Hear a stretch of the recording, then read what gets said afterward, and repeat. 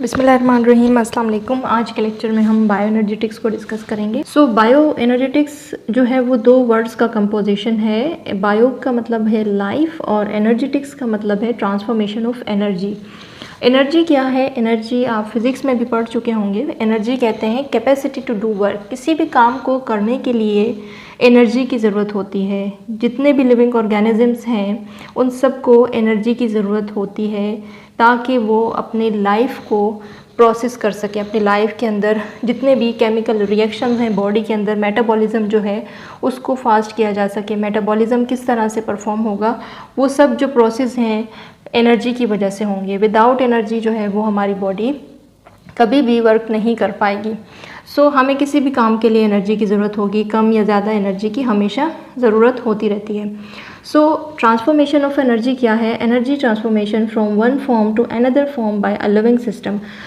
Energy की transformation जो है वो एक लिविंग ऑर्गेनिज्म से या एक फॉर्म से दूसरे फॉर्म के अंदर जब एनर्जी ट्रांसफ़र होती है लिविंग सिस्टम के अंदर, लिविंग सिस्टम के अंदर प्लांट्स भी आ जाते हैं, एनिमल्स वगैरह सब आ जाते हैं जितने भी लिविंग सिस्टम में एग्जिस्ट करते हैं।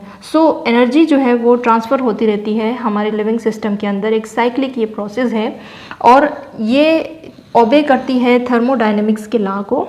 और लॉ ऑफ थर्मोडायनेमिक्स कहता है energy can neither be created nor be destroyed in any chemical reaction but it can be transfer from one form to another. तो एनर्जी को हम ना ही बना सकते हैं और ना ही डिस्ट्रॉय कर सकते हैं, बट एनर्जी को एक फॉर्म से दूसरी फॉर्म में ट्रांसफ़र कर सकते हैं। वो कैसे देखते हैं। ये आप सबको मालूम है कि सनलाइट जो है वो एक मेजर सोर्स ऑफ एनर्जी है। तो हमारा जो मेजर सोर्स ऑफ एनर्जी है वो हमारा सोलर है, सोलर एनर्जी है, सनलाइट से हमें मिलती है। तो जैसे ही सोलर एनर्जी ऑटोट्रॉफ पर पड़ेगी, ऑटोट्रॉफ के अंदर यहाँ पर प्लांट्स भी आ जाते हैं और अलजी वगैरह जितने भी हैं जो सनलाइट को कैप्चर करते हैं, सनलाइट के सोलर एनर्जी को कैप्चर करते हैं और उसको ग्लूकोज में कन्वर्ट करते हैं और ग्लूकोज से फिर एटीपी प्रोड्यूस करते हैं। एटीपी क्या है? एटीपी के बारे में हम डिटेल से अभी डिस्कस करेंगे। एटीपी एनर्जी की एक फॉर्म है। क्या होता है कि जितने भी ऑटोट्रॉफ हैं वो सनलाइट से एनर्जी यूज़ करेंगे। यहाँ पर ना ही एनर्जी कोई बना पा रहा है, ना ही एनर्जी को कोई डिस्ट्रॉय कर पा रहा है। ये एनर्जी जो है वो चेंज होगी दूसरी फॉर्म में, यानी कि एक लाइफ से दूसरी लाइफ के अंदर ये ट्रांसफ़र हो रही है एनर्जी। तो बायो एनर्जेटिक्स क्या है? बायो एनर्जेटिक्स जो है वो एनर्जी को ट्रांसफ़र करते हैं। बायो एनर्जेटिक्स के अंदर आप पूरे चैप्टर में यही डिस्कशन होती रहेगी कि पहले फोटोसिंथेसिस को हम डिटेल से डिस्कस करेंगे। फोटोसिंथेसिस प्लांट्स में होगी। हम इस लेक्चर में प्लांट्स के अंदर जितनी भी फोटोसिंथेसिस का प्रोसेस है वो हम डिटेल से डिस्कस करेंगे कि किस तरह से फोटोसिंथेसिस के अंदर एटीपी बनेंगे सनलाइट की प्रोसेस से। और सेलुलर रेस्पिरेशन को सेकंड हम डिस्कस करेंगे इस पूरे चैप्टर में। तो ये दो मेन टॉपिक्स हैं जिसको हम कवर करेंगे। फोटोसिंथेसिस और सेलुलर रेस्पिरेशन। सेलुलर रेस्पिरेशन जो है वो जितने भी लिविंग ऑर्गेनिजम्स हैं ये एक यूनिवर्सल प्रोसेस है। जितने भी लिविंग ऑर्गेनिजम्स हैं उसके अंदर सेलुलर रेस्पिरेशन तो होगी ही, चाहे वो प्लांट्स हों, एनिमल्स हों, जितने भी लिविंग ऑर्गेनिजम्स हैं, माइक्रो ऑर्गेनिजम्स भी जितने भी हैं उन सब के अंदर सेलुलर रेस्पिरेशन तो होगी। ये दोनों प्रोसेस जो है वो हम नेक्स्ट लेक्चर में इनके डिफरेंस को डिस्कस करेंगे डिटेल से। अब जो है वो क्या है, फोटोसिंथेसिस का जो प्रोसेस हो रहा है वो ऑटोट्रॉफ के अंदर हो रहा है और इनडायरेक्टली वे में ऑटोट्रॉफ को जो है वो हेट्रोट्रॉफ यूज़ करेंगे और हेट्रोट्रॉफ जो है ऑटोट्रॉफ से एनर्जी को ट्रांसफ़र होगी। यहाँ पर ऑटोट्रॉफ से हेट्रोट्रॉफ के अंदर एनर्जी ट्रांसफ़र हो रही है। तो यही एनर्जी हम क्या करेंगे, हम हेट्रोट्रॉफ्स हैं, सपोज कर लें कि हम हेट्रोट्रॉफ्स इस प्लांट्स को ईट करेंगे और इन प्लांट्स से ग्लूकोज बनाएंगे और हमारी बॉडी ग्लूकोज जो है वो एज अ फूड ट्रैप करेगी और ये जो ग्लूकोज है वो फिर हमें एनर्जी प्रोवाइड करेंगे और अदर फंक्शंस में हमारी बॉडी के अंदर जितना भी मेटाबॉलिक रिएक्शन हो रहा है वो सब के सब जो है वो उनके अंदर एटीपी बनेंगे भी और एटीपी रिलीज़ भी होंगे। एटीपी क्या है? एटीपी एक एनर्जी करेंसी है, यानी कि एक सेल कभी भी जब भी कोई प्रोसेस परफॉर्म करने के लिए एक्शन स्टार्ट करेगा, जो रिएक्शन स्टार्ट होगा उसके लिए जो है वो एटीपी की ज़रूरत होगी। जिस तरह से आप मार्केट जाएंगे, शॉपकीपर को आप जब तक पैसे नहीं देंगे तब तक जो है वो आपको दुकानदार आपको चीज़ नहीं देगा।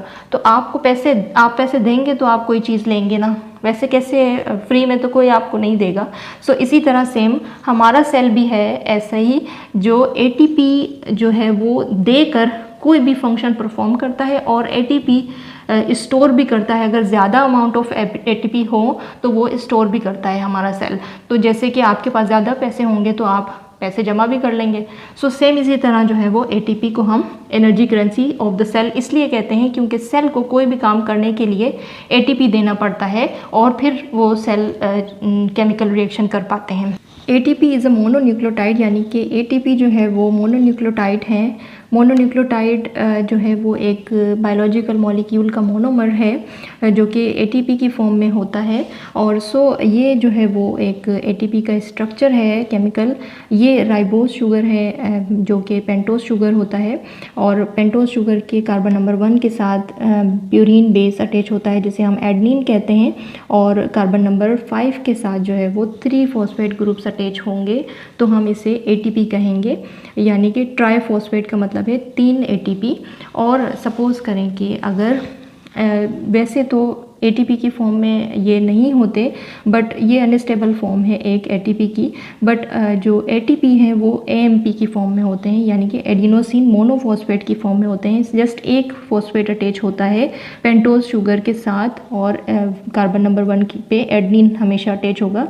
तो ये जो फॉर्म होगी ये एक्चुअल फॉर्म है एएमपी, जिसे हम कहते हैं एडिनोसिन मोनोफॉस्फेट की फॉर्म में होते हैं ये मोनोन्यूक्लियोटाइड्स। बट हम इसे मोनोन्यूक्लियोटाइड तब भी कहेंगे जब ये एटीपी की फॉर्म में होंगे या फिर एडीपी की फॉर्म में होंगे, और जब इसके अंदर एनर्जी एब्जॉर्ब की जाएगी और कोवेलेंटली बॉन्ड होंगे तो सेकंड फॉस्फेट यानी कि एक और फॉस्फेट अगर इस फॉस्फेट के साथ कोवेलेंटली बॉन्डेड कर दिए जाएं हाईली एनर्जी प्रोवाइड करने के बाद, तो ये एडीपी में कन्वर्ट हो जाते हैं, यानी कि एडिनोसिन डाइफॉस्फेट। यहाँ पर 2 फॉस्फेट हो जाते हैं, और अगर और भी एनर्जी ऐड कर दी जाए तो एक और फॉस्फेट अटैच करके यहाँ पर एडिनोसिन ट्राइफॉस्फेट की फॉर्म में इनको लाया जाता है, जिसे हम एटीपी कहते हैं। सो ये एनर्जी कहाँ से आती है? ये एनर्जी सनलाइट की वजह से भी आ सकती है, और ये एनर्जी जो है वो हमें फूड, सोर्स ऑफ फूड से भी मिल सकती है। सो ये एक इक्वेशन है जहाँ पर APP लिखा हुआ है, इट मीन्स कि ये एडीपी है, एडिनोसिन डाइफॉस्फेट है, जो जब इसे एनर्जी की सोर्स मिलेगी यानी कि ये एनर्जी एब्जॉर्ब करेगा। ये एनर्जी सनलाइट से भी एब्जॉर्ब कर सकता है, और ये एनर्जी जो है वो फूड से भी हम एब्जॉर्ब कर सकते हैं। तो ये एक इनऑर्गेनिक फॉस्फेट जो है वो हाईली रिएक्टिव कंपाउंड है जो एनर्जी शो कर रहा है, ये बेबी लाइन। तो ये इसके साथ जब अटैच होगा एक फॉस्फेट के साथ तो ये एटीपी में कन्वर्ट हो जाएंगे, और 7.3 किलो कैलोरीज पर मोल एनर्जी जो है वो रिलीज़ हो जाएगी एक एडीपी को एटीपी में कन्वर्ट करने के लिए। और यही रिएक्शन जो है वो रिवर्स भी हो सकता है, और ये एटीपी जब यूज़ हो जाएंगे एक फॉस्फेट इसका अलग हो जाएगा और ये दोबारा एडीपी में कन्वर्ट होंगे, और ये फिर एडीपी दोबारा एनर्जी को एब्जॉर्ब करके एटीपी में कन्वर्ट होंगे और एनर्जी रिलीज़ होगी। सो जब एनर्जी रिलीज़ होगी तो इस प्रोसेस को हम एक्सर्गोनिक रिएक्शन भी कह सकते हैं। जैसे कि लार्ज मॉलिक्यूल्स बनेंगे, प्रोटीन्स वगैरह, कार्बोहाइड्रेट्स वगैरह जब बनेंगे तो हम एटीपी यूज़ करेंगे और एनर्जी रिलीज़ होगी। और जब एंडरगोनिक रिएक्शंस होंगे जिसके अंदर एनर्जी एब्जॉर्ब की जाएगी, जैसे कि ग्लाइकोलिसिस का प्रोसेस होगा, नेक्स्ट लेक्चर में हम कवर करेंगे, और जैसे फोटोफॉस्फोरिलेशन है, तो इस तरह से जो एनर्जी को हम यूज़ करेंगे, एनर्जी को एब्जॉर्ब किया जाएगा, तो उसके अंदर जो है वो एंडरगोनिक रिएक्शंस होंगे।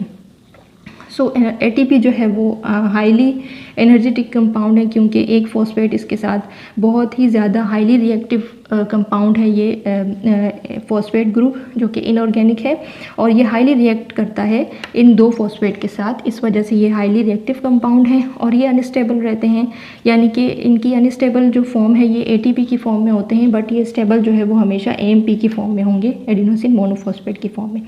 सो होपफुली कि आपको आज का लेक्चर ये समझ में आ गया होगा, और इस लेक्चर के हवाले से कोई क्वेश्चंस हैं तो आप कमेंट सेक्शन में कर सकते हैं।